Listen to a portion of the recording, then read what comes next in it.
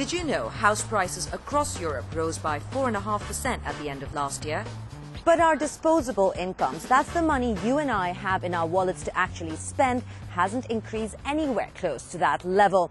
But with low interest rates and pretty easy credit conditions compared to the past 10 years, it's about time we ask ourselves, how are our households and our economies impacted by our homes? Mike and Natalia have bought a home. Their jobs and income are stable. The economy is growing, interest rates are low, and banks are lending. Rising home prices means the couple's equity in their home is rising too. But if prices start falling, their investment will have a lower value, leaving them owing more than their house is worth. If their country's banks own a lot of mortgages, the collateral they hold will have less value. That means they'll also have less money to lend to the broader economy. The couple will have to spend more of their earnings on their mortgage and won't have money for other things they need. If they can't spend on adding value to their home, Mike's job will be at risk since the construction industry will slow. If Natalia cannot spend on other goods and services, companies like where she works may have to cut jobs to make up the earnings loss. Losing either or both jobs could mean Mike and Natalia won't be able to afford their home. When house prices rise consistently like they did in Sweden till the end of last year, it brings up concerns of whether our homes are overvalued and if that puts unnecessary burdens on households for the debt they need to afford them. Now, house prices are rising across Europe, but they're coming off a low base after steep falls like in Portugal and Ireland. So Guillaume Desjardins set out to find out what happens when a country like Sweden starts correcting.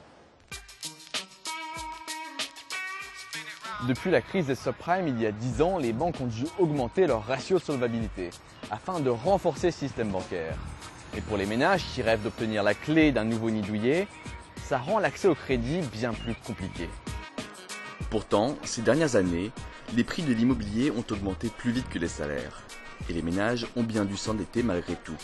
Parfois jusqu'à des niveaux élevés, comme ici, en Suède, où la dette de plus d'un tiers des ménages représente plus de 4 ans et demi de salaire. We have seen some regulations that has made it harder to, for example, get a loan on the market today. The new regulations was implemented 1st of March this year in 2018, and we have seen since then that, for example, bigger households, bigger families are more affected. They have a harder time to buy, for example, bigger apartments. La Suède a récemment pris des mesures pour assainir son marché de l'immobilier. L'acquéreur doit maintenant avoir un apport d'au moins 15% du prix d'achat et amortir chaque année une partie du prêt. Les banques aussi ont commencé à donner plus de poids aux prêts immobiliers dans leur calcul du risque. Une bouée de sauvetage face au risque pour l'économie. Un endettement élevé peut en effet être difficile à rembourser pour les foyers les plus humbles, mais même pour les autres. Chaque échéance réduisant d'autant le budget quotidien. Ces dernières années, des prix de l'immobilier élevés ainsi qu'un fort taux d'endettement ont pesé sur le budget des ménages suédois ainsi que sur leur capacité à accéder à la propriété. Mais ça a eu aussi des conséquences sur l'ensemble de l'économie. That will be sustainable as long as interest rates are low. But the question is very important, what happens when they rise? And obviously what will happen is that a lot of households will have to draw back on other things. They will have to save on anything from restaurant visits to what have you, vacations, in order to pay higher interest rates. But a few households will of course be in bigger trouble than that and will be needing to leave their houses. But we think that's a bit far off though. Le régulateur européen des risques, le SRB, a alerté la Suède, mais aussi 7 autres pays de l'Union européenne, sur 2 dangers auxquels ils sont exposés. Une dette immobilière trop élevée et des biens surévalués. Une secousse sur le marché immobilier peut avoir un impact sur l'ensemble de l'économie. Bumps like these hit the middle class and the poor the hardest. So I've come to Lyon in France to understand what the man who heads up 43,000 housing providers in 24 countries thinks of the signals we're getting from the market. Cedric, we set you a challenge of bringing an object that defines what Europe's housing market represents to you. What did you bring? J'en ai amené 2. Désolé de ne pas avoir respecté la consigne. Le premier, ce sont des clés. Les clés, c'est ce que chacun des citoyens européens souhaite et attend.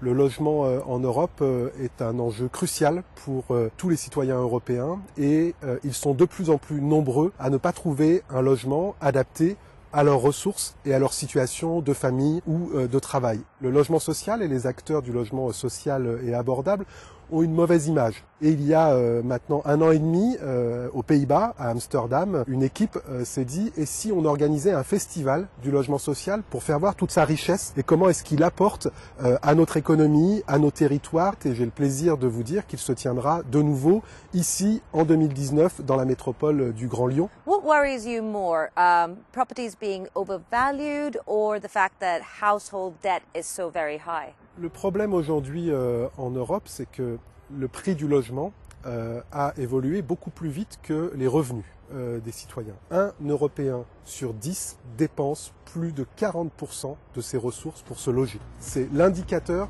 de taux d'effort trop élevé, c'est-à-dire que vous dépensez trop d'argent dans le logement. Donc ça, c'est un indicateur extrêmement alarmant. Et le deuxième élément qui nous alarme, c'est que ce taux augmente encore plus pour les ménages les plus pauvres.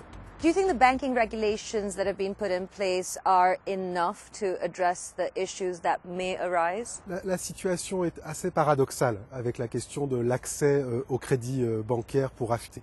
Les taux sont bas, effectivement.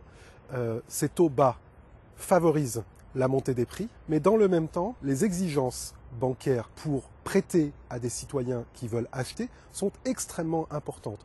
Donc finalement, aujourd'hui, ce marché de l'accès au crédit hypothécaire favorise les plus riches et pas les plus pauvres, puisque cet argent pas cher n'est pas accessible à ceux, entre guillemets, qui en auraient le plus besoin, notamment pour les jeunes ménages et pour les ménages les plus fragiles. How do you see the situation here in France compared to other parts of Europe? Because here prices seem to have more or less stalled outside of the Paris area. Vous avez raison, l'indicateur moyen en France est plutôt stabilisé. Mais le problème en Europe, c'est les écarts qui se créent entre les territoires attractifs, les grandes métropoles européennes, et les territoires moins attractifs. Je vais vous donner un chiffre.